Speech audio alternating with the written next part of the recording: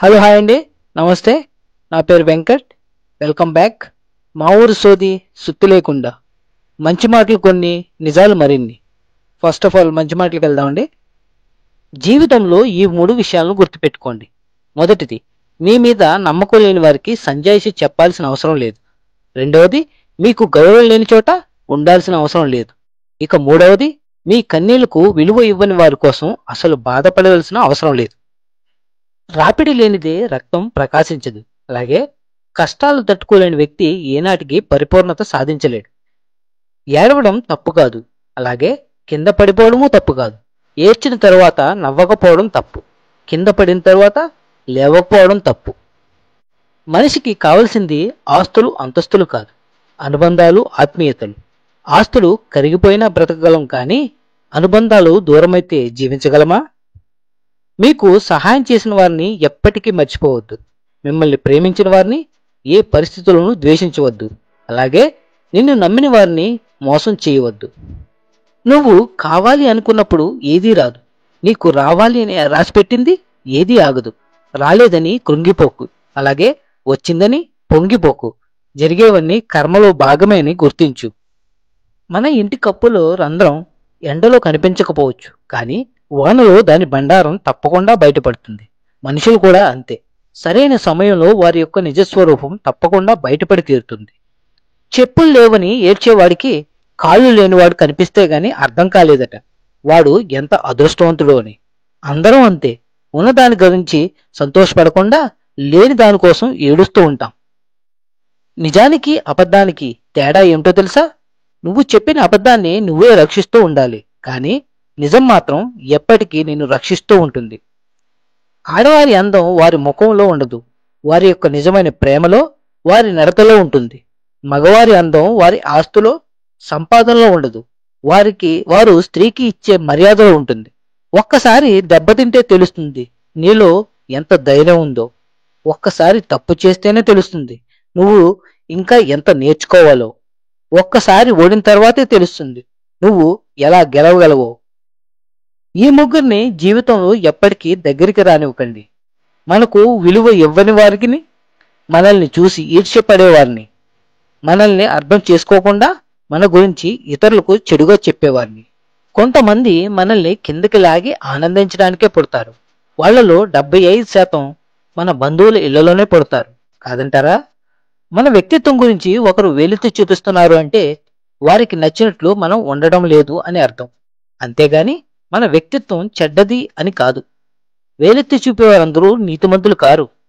భార్యాభర్తల అనుబంధం కంటికి చెయ్యికి ఉండే సంబంధం లాంటిది.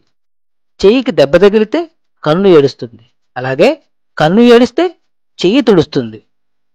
జీవితంలో డబ్బు ఉంటే బంధువులు, ప్రేమ, అలాగే నమ్మకం అన్నీ వస్తాయి. అదే డబ్బు లేకుంటే మన సొంత వాళ్ళు కూడా పరాయి వాళ్ళు అవుతారు. డబ్బులుంటే పరాయి వాళ్ళు కూడా మన వాళ్ళే అవుతారు.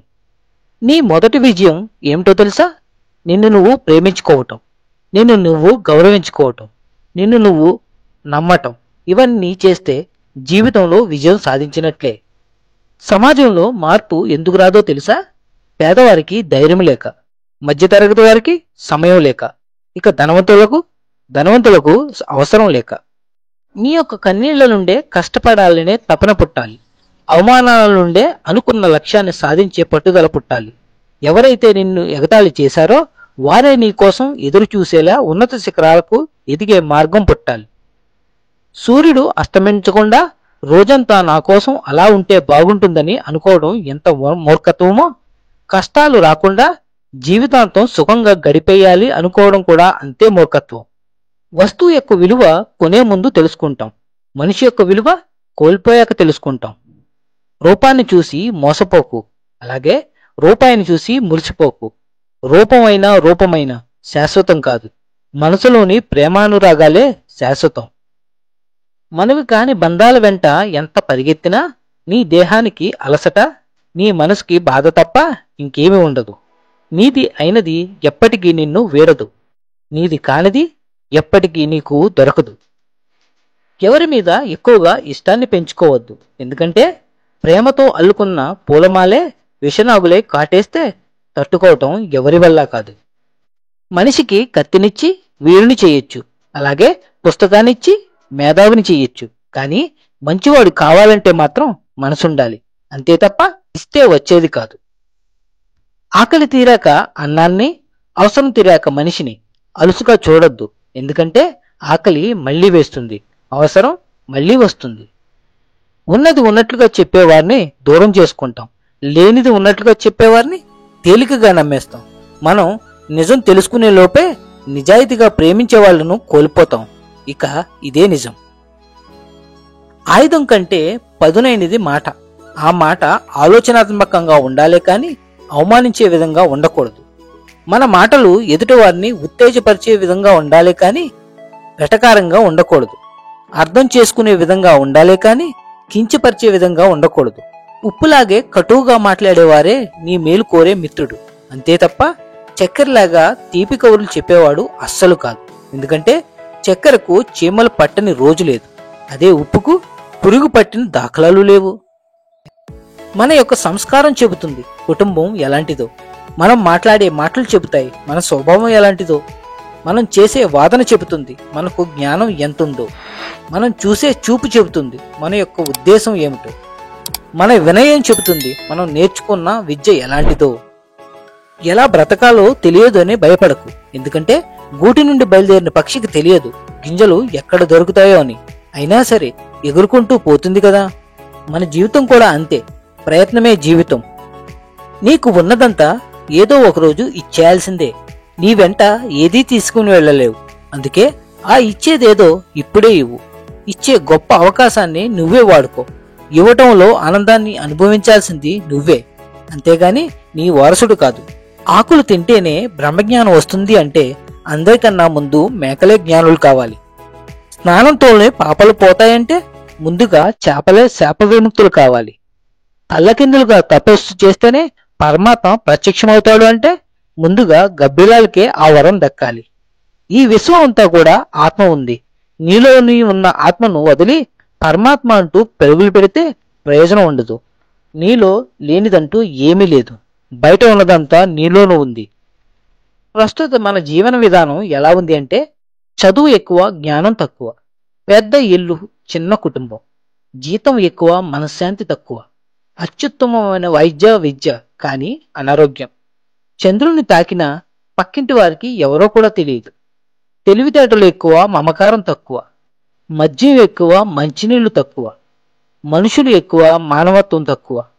ఖరీదైన గడియారలే కాని సమయం లేదు. ముళ్ళు ఉన్న మొక్కకు నువ్వు ఎన్ని నీళ్లు పోసినా వాటి యొక్క స్వభావం మారదు.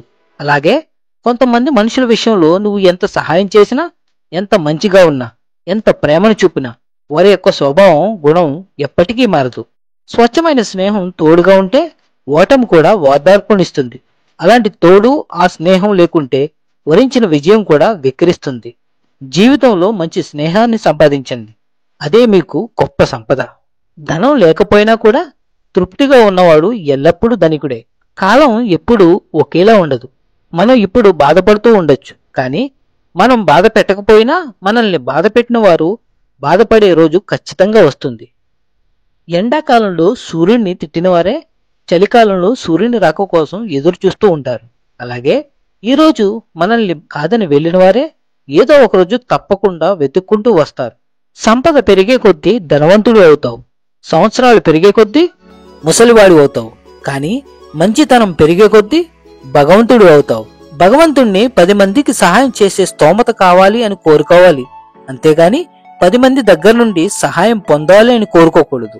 ఈ లోకంలో అత్యంత కఠినమైన పనులు, ఒకటి పేరు పొందటం, ఇంకోటి పొందిన పేరును నిలబెట్టుకోవడం. మనం చేసే మంచి పనులైనా అలాగే చెడు పనులైనా నీడలా మనల్ని వెంటాడుతూనే ఉంటాయి.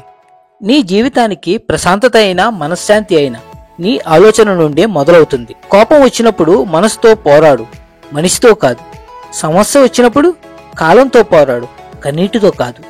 జాగ్రత్తగా ఉండండి, అలాగే ధైర్యంగా. థ్యాంక్ యూ అండి, థ్యాంక్ యూ సో మచ్. మళ్ళీ వచ్చే వారం కలుద్దాం మరిన్ని మంచి మాటలతో. Signing off, Venkat.